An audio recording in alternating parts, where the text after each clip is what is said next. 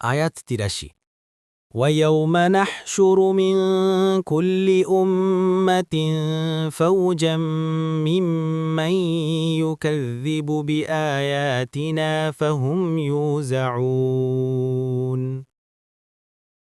অনুবাদ। আর স্মরণ করুন সেদিনের কথা, যেদিন আমরা সমবেত করব প্রত্যেক সম্প্রদায় থেকে এক একটি দলকে, যারা আমার নিদর্শনাবলী প্রত্যাখ্যান করত। অতঃপর তাদেরকে সারিবদ্ধভাবে একত্রিত করা হবে। ১ তাফসির। ১ নং ফুটনোটের বিবরণ। ইউজাউনা শব্দটি ওয়াজা শব্দ থেকে উদ্ভূত। উপরে এর অর্থ করা হয়েছে সারিবদ্ধভাবে একত্রিত করা, অর্থাৎ আগের ও পরের সবাই সেখানে থাকবে, যাতে তাদেরকে প্রশ্ন করে তাদের দোষের স্বীকৃতি আদায় করা যায়।